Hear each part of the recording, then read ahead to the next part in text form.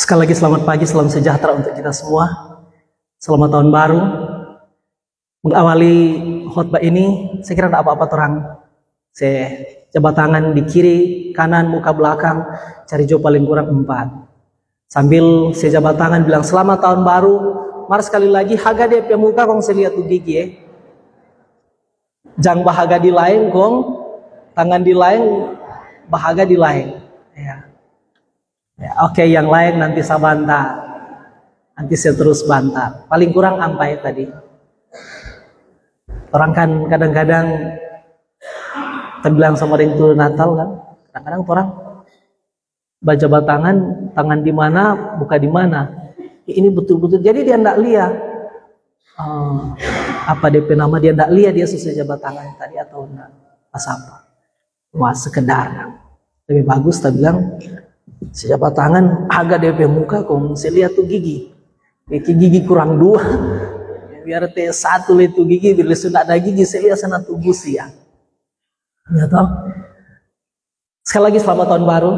Orang bersyukur hari ini Tuhan pimpin orang sampai di hari permulaan tahun 2025 ini.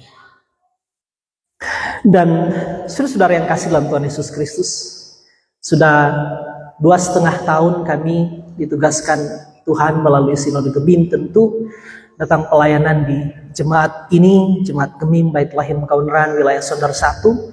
Dan sejak kedatangan kami di tempat ini, saya memang sejak awal saudara-saudara tentu sudah amati bahwa saya memang secara khusus memang fokus pada pengajaran-pengajaran yang bersifat doktrinal. Karena itu selama kira-kira 2,5 tahun ini ada topik-topik pokok-pokok ajaran gereja. Bahkan beberapa bulan lalu kita sudah membahas tentang istilah theological triads, level doktrin. Itu saya bahas hampir 2 jam di ibadah KPI. Karena kita memang manfaatkan selain itu ibadah KPI, ya sudah anggap itu juga sekalian pembinaan, sekalian seminar. Belum lagi di tempat-tempat lain, dan secara khusus memang saya intens mendampingi pemuda-pemuda. Jadi pemuda-pemuda khusus Jemaat Kemim Bait Lahim Kauneran. Yang penting dia rutin datang, 1 minggu rutin datang untuk kegiatan-kegiatan pembinaan itu sudah. Meskipun memang belum semua, tapi saya yakin di antara mereka ada yang setelah 2,5 tahun ini lebih banyak mengerti, lebih paham tentang pokok-pokok ajaran gereja, sehingga lebih stabil iman mereka.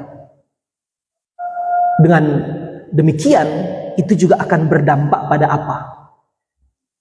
Kita, orang-orang yang lebih dewasa, lebih tua ini, mempersiapkan generasi-generasi baru untuk memimpin gereja ini.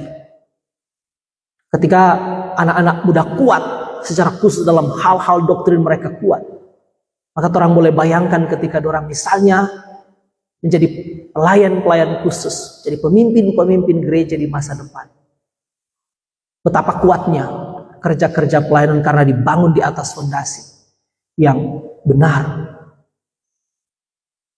Kita tidak hanya bicara-bicara tentang anjuran-anjuran moral. Karena itu orang bukan berarti tidak penting itu ajaran moral, penting juga. Tapi orang tahu bahwa perbuatan-perbuatan baik itu harusnya selalu lahir dari iman yang benar. Iman melahirkan perbuatan baik lahir dari iman. Dan itu akan berlanjut di tahun ini. Sampai kapan Tuhan menghendaki orang di sini, orang akan terus berjuang. Silahkan, masing-masing pendeta ada visinya, masing-masing pendeta ada keunikannya, masing-masing pendeta ada passionnya, masing-masing pendeta ada strateginya, masing-masing pendeta ada targetnya. Dan saya ulang satu kali lagi, saya memang menargetkan secara khusus untuk menjangkau anak-anak muda, memberikan mereka pengertian-pengertian tentang doktrin-doktrin yang benar. Bukan berarti mengabaikan orang tua. Kecuali memang orang-orang yang memang kita tidak tahu. Ada juga kok kita lihat orang-orang muda yang sudah hampir 2,5 tahun di sini, jarang sekali jarang sekali kita lihat di ibadah pemuda. Jarang, ada juga yang begitu. Tapi oke, itu orang akan tetap jangkau.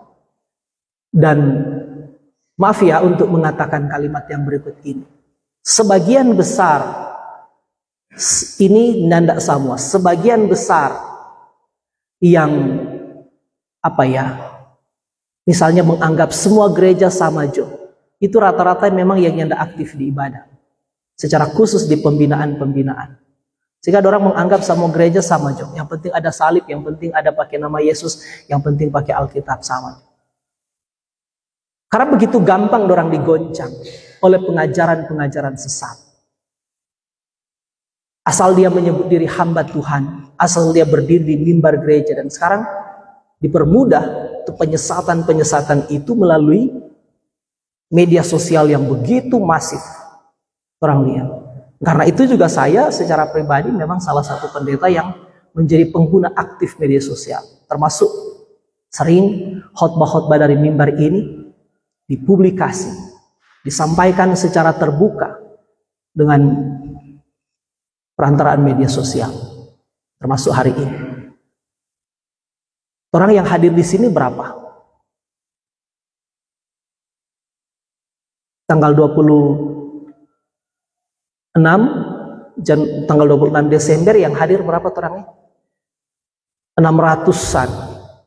Tapi video yang kita publikasi itu lebih dari 4.500 orang yang tonton.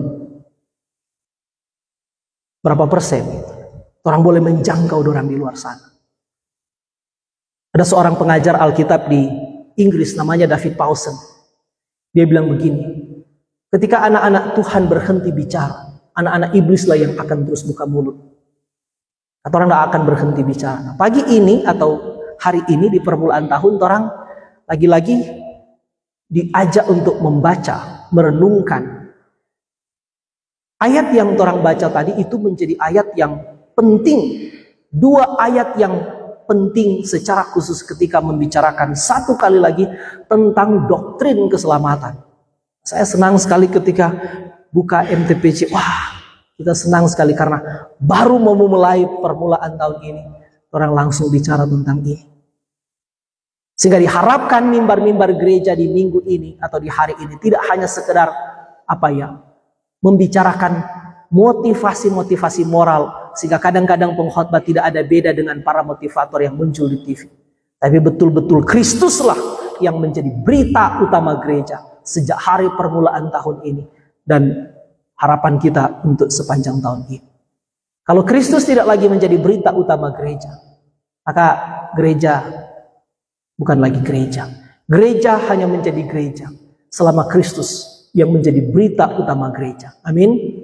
Nah, dua ayat yang orang baru saja baca tadi, jemaat sekalian, sekali lagi, ini menjadi ayat-ayat yang penting dalam kaitan dengan pembicaraan tentang doktrin keselamatan. Sebenarnya saya sudah berulang-ulang menyampaikan ini di hampir semua tempat pelayanan. Tapi karena memang ini yang menjadi bacaan Yohanes 10, ayat 10 sampai 12, kita akan mengulang lagi. Nah, untuk membicarakan tentang doktrin keselamatan, ada ilustrasi yang pernah saya gunakan, dan mungkin Bapak Ibu Saudara pemuda remaja ingat ini. Jadi saya tinggal mengulang lagi. Ilustrasi ini ilustrasi paling gampang untuk sekali lagi membedakan mana ajaran yang benar secara alkitabiah, mana yang tidak benar. Ilustrasinya begini. Misalnya ada orang tenggelam, saudara perhatikan ya. Ini ilustrasi yang paling sederhana. Misalnya ada orang yang tenggelam di laut yang kedalamannya 1000 meter. Kita pinjam namanya Penatua Ivo. Misalnya dia penama Penatua Ivo. Mari kita, ini cuma contoh. Kita berdoa Penatua Ivo umur panjang, diberkati, sukses, dan dibuat berhasil oleh Tuhan. Amin. Ini contoh. Misalnya orang yang tenggelam di laut itu Penatua Rivo. Tenggelam di laut yang kedalamannya 1000 meter. Dia belum mati. Cuma saja mati. Belum mati, tapi sedang menuju kematian. Nah, jadi dia belum mati, tapi sementara menuju kematian. Sementara dia tenggelam di laut yang kedalamannya 1000 meter, tiba-tiba Tuhan berdiri di pinggir pantai lalu berteriak, "Penatua Ivo." Lalu dia dengar, "Jang babodok situ, di bawah sana ada hiu." Mana babodok situ? Dia telan pangana, mati. Berusaha muncul ke permukaan, nanti kita bantu. Waktu dia dengar itu, muncul semacam pengharapan. Maka dengan tenaga tersisa dia berusaha muncul ke permukaan laut. Dia sampai di permukaan laut, dia lihat, oh betul, Tuhan yang Bapanggil. Lalu Tuhan mulai bimbing. Berenang 5 meter ke kiri, berenang lagi 5 meter ke kanan. Terus. Singkat cerita, selamatlah dia sampai di pinggir pantai, nyandak jadi mati. Nah, ilustrasi ini kemudian dijelaskan secara teologis begini. Keselamatan itu adalah hasil kerjasama Allah dan manusia. Allah aktif, manusia aktif. Allah punya peran, manusia punya peran. Allah punya sumbangsi, manusia punya sumbangsi. Allah punya sesuatu yang dikerjakan, manusia juga punya sesuatu yang dikerjakan. Allah memanggil, manusia berespon. Allah punya tanggung jawab, manusia juga punya tanggung jawab. Jadi keselamatan itu adalah hasil kerjasama Allah dan manusia. Allah memberikan perintah, manusia menaati, memberi tanggapan, melakukan semua perintah-perintah. Allah menawarkan keselamatan, manusia berjuang, berbuat baik, melakukan apapun untuk memperoleh keselamatan. Di dalam istilah teologi, konsep ini dikenal dengan, sudah tahu apa? Sinergisme. Jadi keselamatan menurut konsep sinergisme. Sinergisme dari kata sinergi, artinya bekerja sama. Jadi itu satu. Tahan sampai situ ya. Ilustrasi kedua.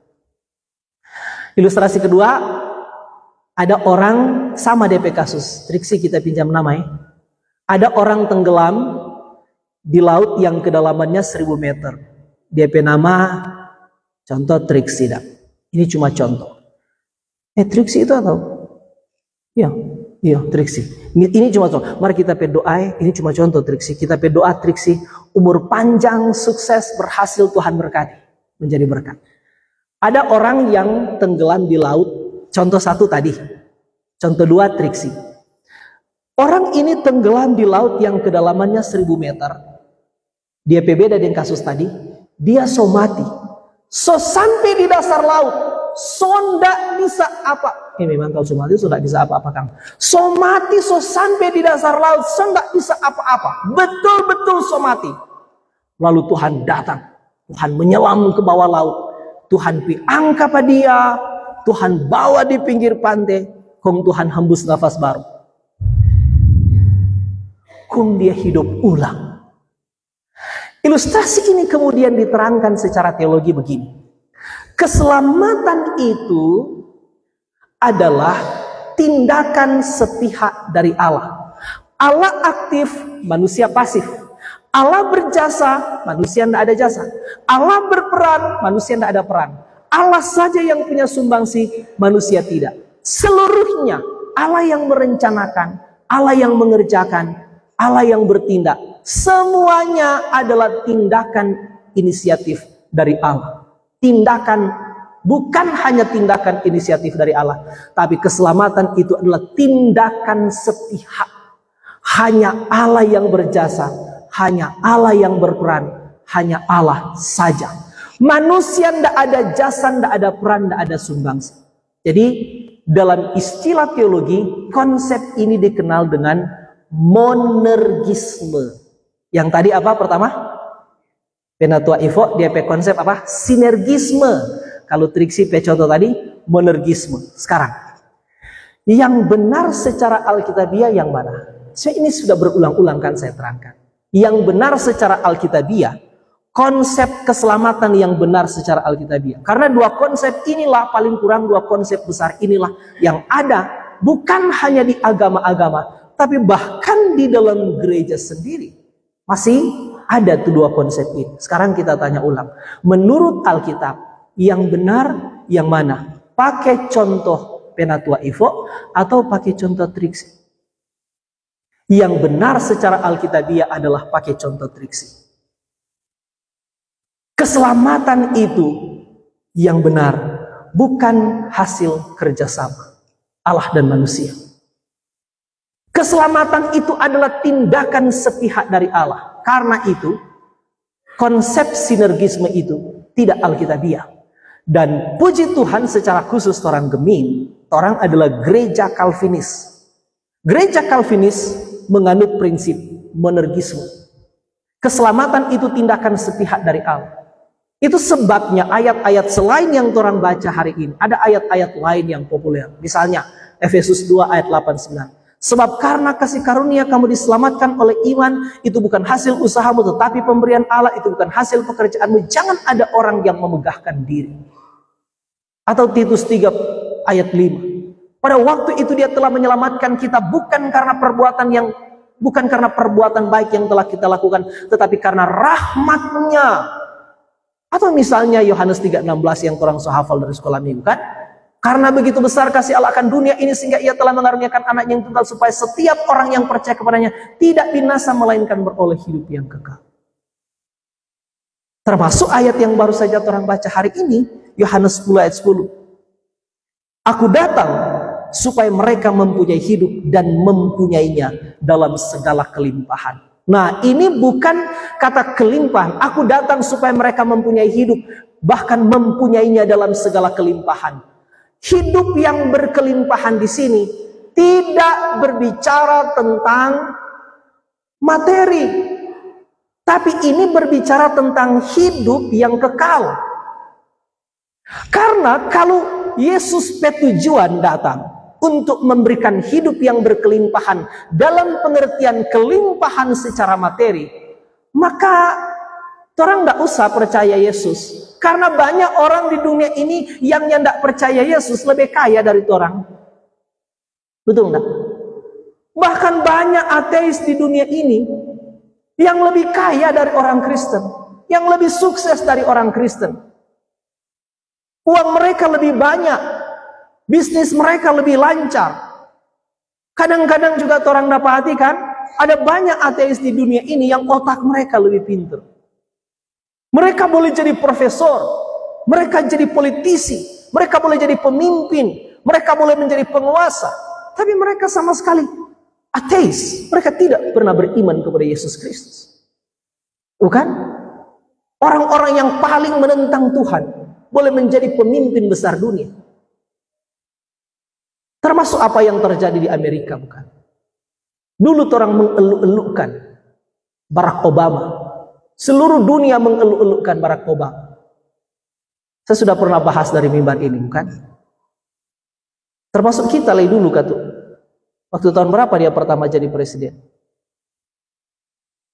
Wow, seluruh dunia, karena memang ternyata tuh media-media berita internasional, dorang yang kuasai. Tapi saudara tahu, Obama itulah yang paling menghambat kekristenan di Amerika. Di zaman dialah undang-undang pernikahan sejenis disahkan. Undang-undang yang paling menentang firman Tuhan. Bahkan dialah yang bikin ultimatum. Kalau ada hamba Tuhan yang tidak mau memberkati, yang tidak mau menahbiskan orang-orang pernikahan sejenis, dia boleh dihukum. Pendeta, pastor, gembala, dia boleh dihukum. Boleh dipenjarakan. Kalau ada hamba Tuhan model begitu. Itu zaman siapa? Obama. Sudah tahu enggak itu? Presiden yang paling menentang firman Tuhan. Tapi banyak orang enggak tahu karena apa? Seluruh media besar, orang yang kuasai. Giliran datang muncul satu orang DP nama Donald Trump. Dia bilang, saya akan menegakkan kekristenan di Amerika. Dorang gempur dia dengan macam-macam isu. Betul kan?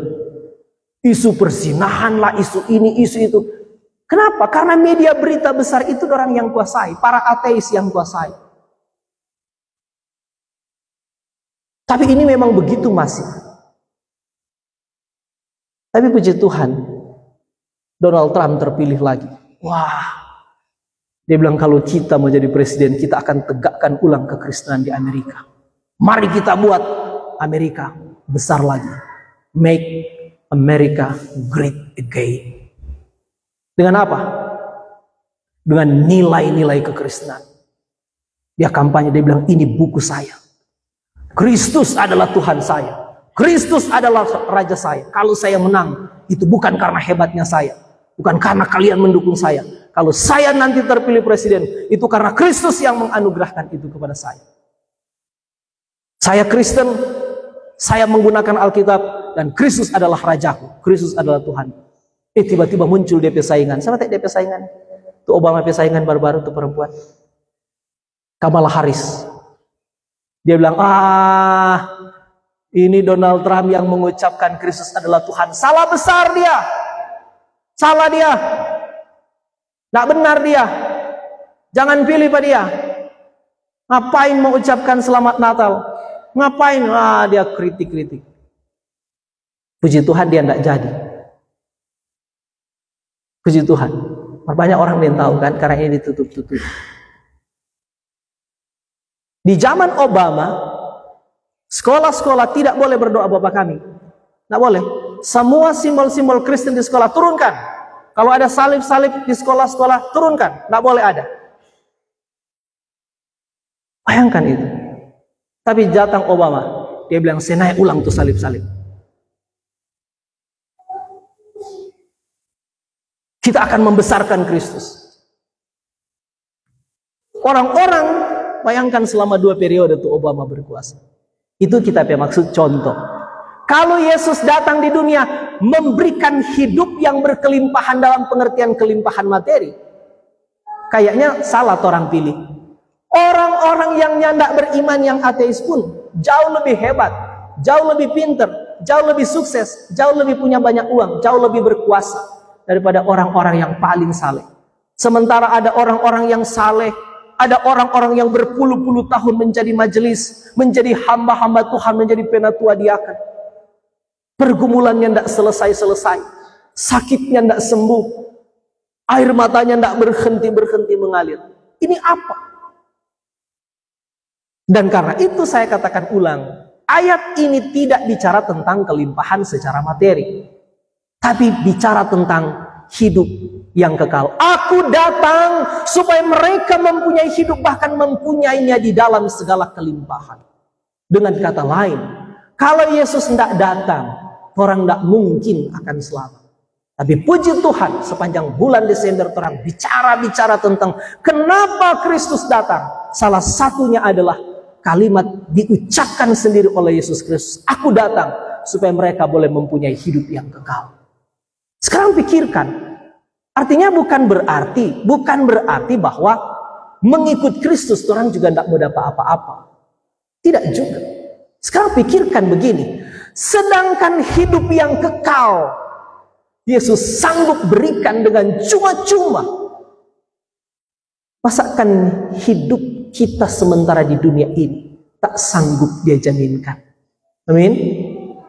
Begitu seriusnya sampai Tuhan bilang, pandanglah burung-burung di udara. Mereka tidak menanam, mereka tidak punya lumbung-lumbung, mereka tidak punya saldo di bank. Tapi aku jamin dari hari ke hari aku pelihara. Masakan kamu tak mampu aku pelihara? Sehingga termasuk ada kalimat yang pernah saya berulang-ulang sampaikan begini. Kalau darahnya saja dia rela tumpahkan di atas kayu salib untuk Anda dan saya, masakan hanya untuk makan minum kita tak mampu dia sediakan? Amin. Coba pikirkan itu. Allah Bapa di surga. Kalau mungkin ada yang terang tanya, Tuhan sayang kita enggak? Mungkin Tuhan bilang, kita enggak sayang bangana. Kita pe anak tunggal yang satu-satunya itu kita kasih jadi korban untuk gantian. Mau kurang apa lagi? Anda mau minta apa lagi? Yesus bilang kita darah kita securah untungan. Bukan cuma setetes. Kita securah untungan. Kurang apa lagi kita bersayang? Karena itu saya katakan, kalau hidup yang berkelimpahan dalam pengertian hidup yang kekal saja sanggup dia berikan, masakan untuk hidup kita selama di dunia ini kita meragukan. Tapi sekali lagi, jangan salah paham, Yesus datang memberikan hidup yang berkelimpahan. Ini maksudnya bicara tentang hidup yang kekal. Hidup yang kekal. Jadi saya tegaskan sekali lagi, keselamatan dalam pandangan kekristenan itu bersifat monergisme. Itu tindakan setia, itu pemberian semata-mata. Kita tidak punya jasa apapun. Kita tidak punya andil sedikit pun di dalam keselamatan. Kalau justru karena orang sadar bahwa keselamatan itu adalah anugerah, itu akan menyebabkan antara lain apa? Kita akan melimpah dengan rasa syukur. Kita bandingkan, saudara, mana yang akan buat saudara sangat bersyukur? Contoh praktis. Hari itu, saudara betul-betul tidak punya apa-apa lagi. Lalu dituntut untuk misalnya saudara harus bayar anak-anak PSPP, kebutuhan rumah tangga. Dan saudara betul-betul buntu. Betul-betul sudah buntu, tidak tahu mau apa lagi. Tiba-tiba ada orang datang panggil begini. Bro, sis, Anda suka mau kerja? Suka. Anda mau tidak kerja dengan kita? Kita kasih gaji. 1 bulan 5 juta. Pokoknya Anda kerja ini bulan depan Anda terima 5 juta. Kerja 1 hari 8 jam. Oke, jadi saudara kerja dulu 1 bulan. Kerja keras. Karena juga berharap akan dapat gaji. Lalu selesai itu setiap bulan saudara terima gaji. 1. Yang kedua, saudara lagi buntu sama yang itu tadi. Tiba-tiba datang orang kasih. Kenapa doi 5 juta? Nyandak minta kerja, nyandak ada apa-apa, ndak ada angin, ndak ada hujan, tiba-tiba datang. Langsung dia kasih. Kenapa 5 juta? Ini apa? Ini sudah, pokoknya terima aja, ini kita hadiah. Menurut saudara-saudara paling senang, paling bersyukur mana? Saudara berjuang dulu baru saudara dapat, atau saudara tidak berjuang tiba-tiba saudara dapat? Tuh tingkat syukur menurut saya tuh tingkat senang rasa syukur yang mana? Yang pertama atau yang kedua? Kita yakin orang sama, yang kedua kan? Nggak bikin apa-apa tiba-tiba orang kasih hadiah. Maka kalau kita terapkan ini dalam konsep keselamatan, saya yakin orang-orang yang paham keselamatan itu anugerah jauh lebih besar rasa syukurnya dibandingkan dengan orang-orang yang mesti berjuang dulu. Itu pun so berjuang nyandak mengandung kepastian. Mudah-mudahan, semoga ya toh, setelah dia meninggal, semoga amal ibadahnya diterima di sisi Tuhan. Orang nyanda, Yesus yang klaim, barang siapa percaya kepadaku, ia mempunyai hidup yang kekal. Amin. Yang kedua, ayat 11. Akulah gembala yang baik. Gembala yang baik memberikan nyawanya bagi domba-dombanya. Ayat ini, jadi yang pertama tadi bicara tentang keselamatan, secara khusus tentang bagaimana kita memperoleh keselamatan. Keselamatan itu tindakan sepihak dari Allah. Betul-betul anugerah, betul-betul kasih karunia, betul-betul hadiah. Apakah kemudian orang Kristen tidak mementingkan perbuatan baik? Oh, penting. Sebenarnya ini sudah berulang-ulang kan saya terangkan. Tapi memang karena ayat ini yang harus dibahas, ya saya membahas lagi. Karena itu kalau kita membaca misalnya Efesus 2 ayat 8, 9, 10. Tadi saya hanya mengutip ayat 8, 9. Ayat 10-nya kan begini. Karena kita ini buatan Allah, diciptakan dalam Kristus Yesus untuk melakukan pekerjaan-pekerjaan baik yang dipersiapkan Allah sebelumnya. Ia mau supaya kita hidup di dalamnya. Yesus mati untuk apa? Yesus mati untuk menyelamatkan kita. Kita diselamatkan untuk apa? Untuk memuliakan Allah. Untuk berbuat baik. Untuk menyenangkan hati Tuhan melalui perbuatan-perbuatan kita. Sederhananya begitu. Sekarang, yang kedua. Ketika membicarakan tentang keselamatan di dalam ajaran-ajaran Calvinisme, saudara mungkin pernah dengar, kalau anak-anak muda orang sangat familiar karena orang bahas tentang 5 pokok Calvinisme. Salah satu pokok di dalam 5 pokok Calvinisme. Jadi ketika membicarakan tentang doktrin keselamatan, saudara tahu ada istilah 5 pokok Calvinisme yang kemudian disingkat dengan TULIP, TULIP. TULIP itu singkatan dari T itu total depravity, kerusakan total. Semua orang sudah berdosa. Semua orang sudah kehilangan kemuliaan Allah. Lalu itu T, total depravity, kerusakan total. Yang kedua U. U itu singkatan dari unconditional election. Semua orang sudah berdosa, tapi di antara orang-orang berdosa ini ada orang-orang yang Tuhan pilih. Jadi memang keselamatan itu bukan untuk semua orang. Nah, itu yang orang akan singgung nanti di ayat 11. Yang ketiga apa? T-U-L. L itu limited atonement, artinya penebusan terbatas. Kristus mati untuk siapa? Itu dijawab oleh ayat 11. Nanti saya terangkan. Apakah untuk semua atau untuk hanya sebagian orang? Yang keempat I, irresistible grace, anugerah yang tidak dapat ditolak. Apakah orang berdosa boleh menolak keselamatan? Tidak mungkin. Keselamatan itu pasti berhasil. Rencana penyelamatan dari Tuhan tidak mungkin gagal. Yang ke 5P, perseverance of the saint, ketekunan orang-orang kudus atau ketekunan Allah memelihara orang-orang kudus. Itu pokok untuk menjawab apakah keselamatan bisa hilang. Nanti saya singgung sebentar.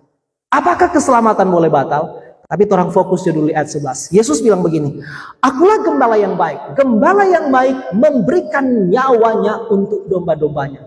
Ini ayat, salah satu ayat yang dipakai untuk menerangkan tentang apakah semua orang diselamatkan? Jawabannya tidak. Tidak semua orang diselamatkan.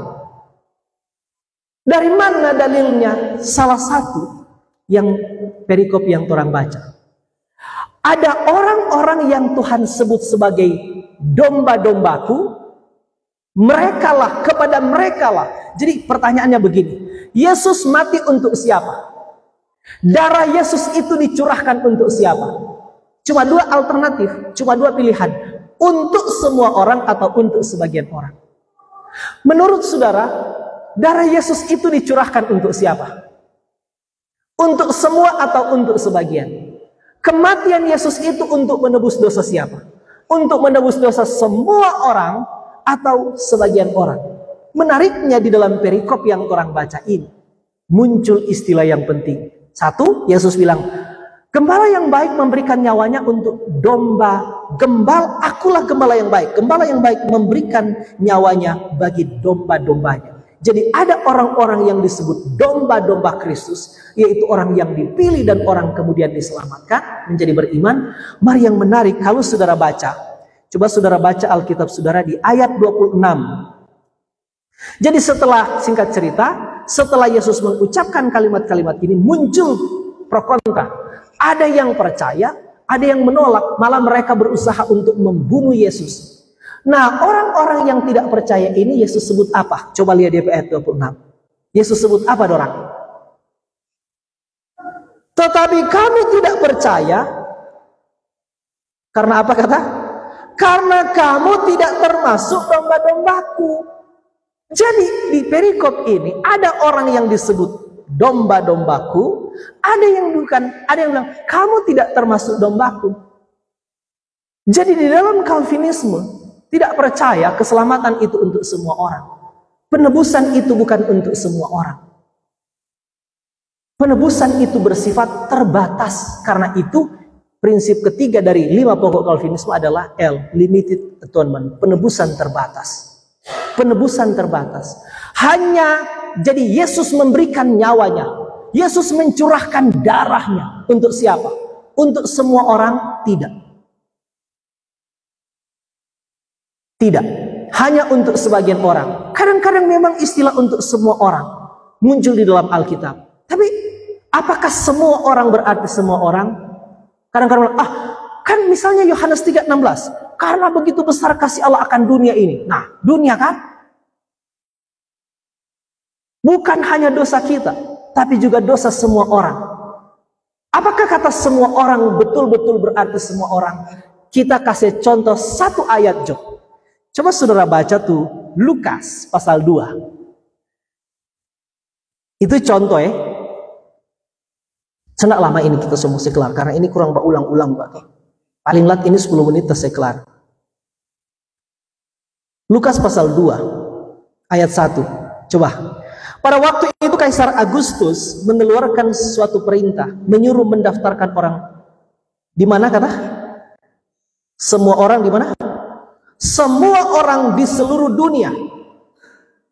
Inilah pendaftaran yang pertama kali diadakan sewaktu Kirenius menjadi wali negeri di Syria. Ayat 3. Maka pergilah semua orang mendaftarkan diri masing-masing di kotanya sendiri. Ayat 1 bilang apa? Pada waktu itu Kaisar Agustus mengeluarkan suatu perintah menyuruh mendaftarkan semua orang di seluruh dunia. Menurut saudara, semua orang di seluruh dunia itu termasuk kauneran. Ayat 3. Maka pergilah semua orang mendaftarkan diri masing-masing di kotanya. Kita mau tanya, kauneran dah pergi waktu itu? Indonesia dah pergi waktu itu? Padahal bilang menyuruh mendaftarkan semua orang di seluruh dunia. Semua orang di seluruh dunia. Lalu ayat 3 bilang, maka pergilah semua orang. Semua orang, apakah semua orang betul-betul berarti semua orang? Indonesia ada pergi waktu itu? Ya enggak kan? Jadi yang dimaksud dengan semua orang di seluruh dunia ini apa? Hanya yang ada di wilayah pemerintahan Kaisar Agustus itu. Yang enggak termasuk Indonesia, yang enggak termasuk Malaysia, yang enggak termasuk Filipina. Cuma yang ada di situ, semua orang itu enggak termasuk orang kauneran kan?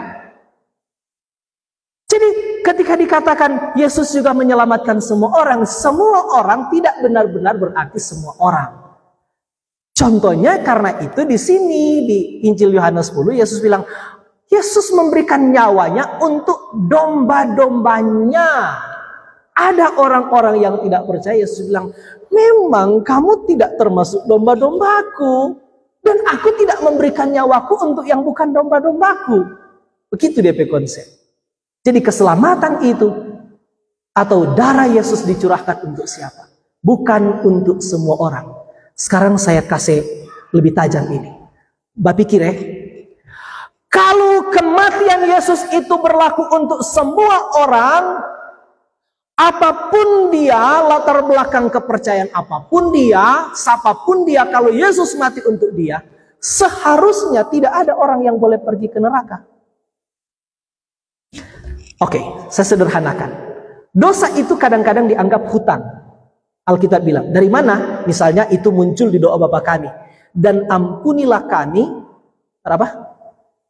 Akan kesalahan kami. Sebenarnya kalau periksa DP bahasa Inggris, dia pakai debt. Udah tahu debt? Lebih gampang gak saya terus debt collector. Debt itu artinya hutang. Dan ampunilah kami akan hutang-hutang kami. Jadi dosa kadang-kadang dianggap sama dengan hutang.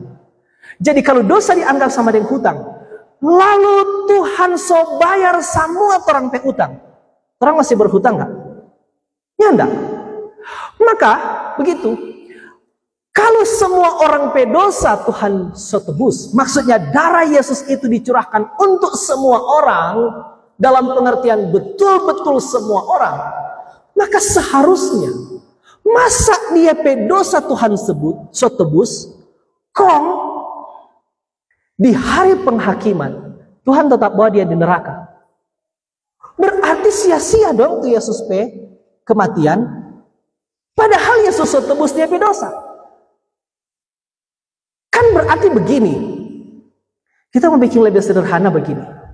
Kita ulang tuh utang tadi. Misalnya kita ada utang 1 miliar Pak Engku Den. Lalu Engku Den so kasih ultimatum. Kalau sampai tanggal 1 Januari 2025 Hamilasut yang tidak bayar ini utang 1 miliar, maka Hamilasut engkau akan dipenjara seumur hidup. Nah, tiba-tiba Encik Pris datang, tanya, Engku Den, berapa rek tuh Hamilasut pe utang? 1 miliar. Dan kita so kasih ultimatum, kalau dia tidak bayar ini hari, dia akan dipenjara seumur hidup. Lalu Encik Pris bilang, kenapa tuh 1 miliar kita semua kasih? Jadi Encik Pris bayar Akang 1 miliar atas nama kita. Pertanyaannya, setelah Encik Pris kasih tuh 1 miliar, itu 1 miliar bukan dari kita, tapi dari Encik Pris. Mari Encik Pris bilang, kita mau bayar, ini hamilah utang kita yang bayar. Kira-kira Engku Den masih boleh tuntut kita enggak? Engku Den masih boleh penjara kita enggak? Masih boleh Encik Pris. Kita bak utang 1 miliar dan selesai ultimatum, kalau sampai tanggal 1 Januari 2025 hamilah tak boleh bayar, maka dia dipenjara seumur hidup. Pokoknya orang kasih ultimatum sampai jam 10 pagi. Lagi 5 menit jam 10 datang Encik Pris kasih. Engku Den, kenapa tuh 1 miliar? Kira-kira pas jam 10 tepat, Engku Den masih boleh tuntut kita enggak? Boleh penjara enggak? Masih boleh? Enggak boleh. Memang bukan kita yang bayar, tapi ada pihak lain yang bayar atas nama kita. Demikian juga, kalau Yesus tebus sama orang pedosa, kan yang ditebus itu bukan cuma orang pedosa masa lalu. Inilah kehebatan anugerah Kristus. Bukan hanya dosa masa lalu, masa kini, bukan hanya dosa-dosa yang kecil, tapi dibilang semua dosa kita. Berarti termasuk orang pedosa-dosa yang belum jadi.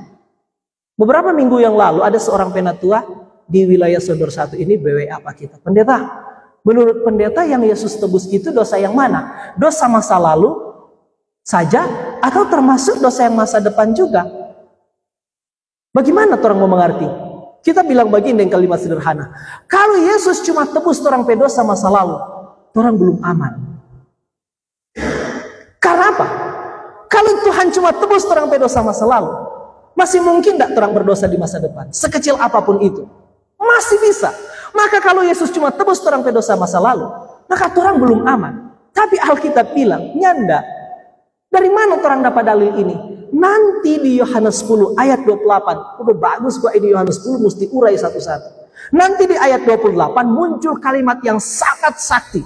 Yesus bilang, dan aku memberikan hidup yang kekal. Nah, istilah hidup kekal itu baru nama hidup kekal. Kalau yang Yesus bilang, aku memberikan hidup yang sementara. Atau Yesus bilang, semua orang yang percaya kepadaku akan memberikan hidup yang baik. Tapi Yesus bilang, aku memberikan hidup yang kekal. Kalimat pertama, aku memberikan hidup yang kekal kepada mereka, dan mereka pasti tidak binasa sampai selama-lamanya. Baru dia nama hidup kekal. Bukan hidup sementara, bukan hidup bersyarat. Hidup yang kekal itu justru menjadi kata kunci. Semua orang yang percaya kepada Yesus Kristus memperoleh hidup yang kekal. Darah Yesus yang ditumpahkan itu untuk menjamin hidup yang kekal. Yesus tahu enggak, setelah orang beriman, mengaku dosa, bertobat, berkomitmen untuk ikut Yesus, suatu saat nanti orang bisa jatuh dalam dosa. Yesus tahu. Kalau dosa yang di masa lalu belum dijamin, sebenarnya orang tidak ada beda dengan orang-orang yang tidak Kristen. Justru salah satu keunikan, keagungan, kemasyuran karya Kristus adalah dia sudah tahu bahkan dosa-dosa yang belum jadi itu sudah ditebus, sudah diantisipasi. Karena itu Yesus bilang, semua yang percaya kita kasih hidup kekal. Apakah keselamatan itu bisa hilang? Nyanda. Karena itu dia nama hidup kekal. Kalau keselamatan bisa hilang, bukan hidup kekal dia nama, hidup yang sementara atau hidup yang bersyarat. Jadi itu. Jadi sekali lagi, darah Yesus itu dicurahkan untuk siapa? Ayat-ayat ini menolong kita untuk bilang, darah Yesus itu tidak dicurahkan untuk semua orang. Pertanyaannya, apakah memang Yesus tak mampu menyelamatkan semua orang? Mampu.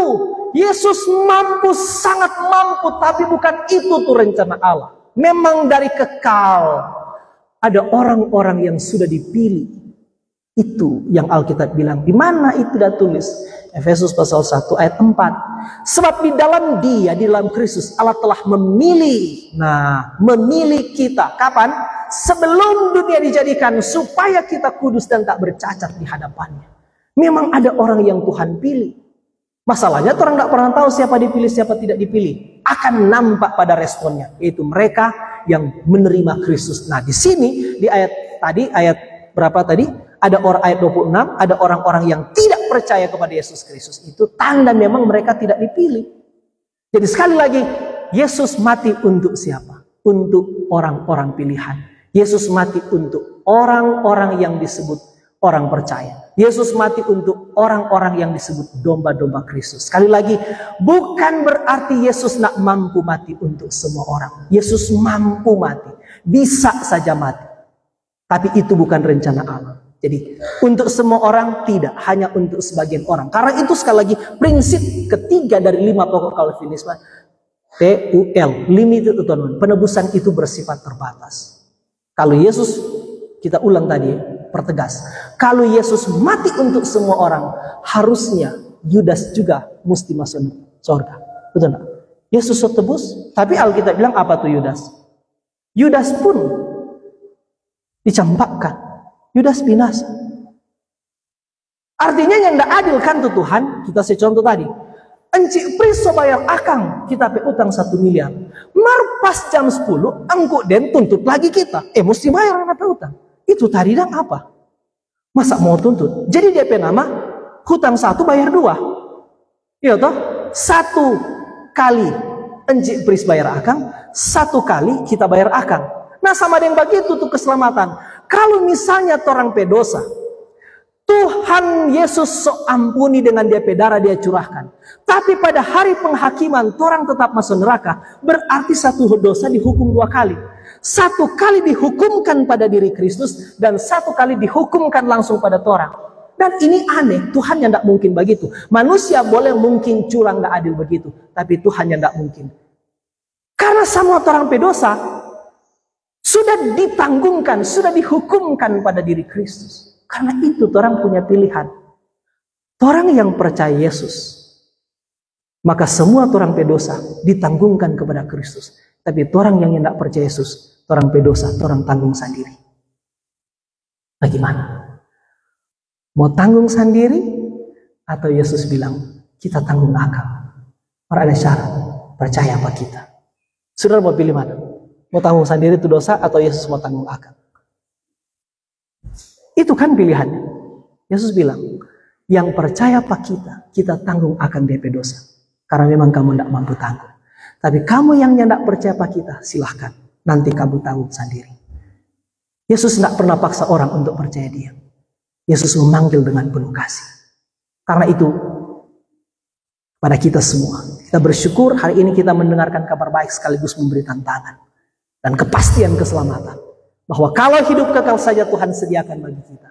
Maka percaya saja tahun ini dia akan pelihara. Amin. Tuhan memberkati kita semua.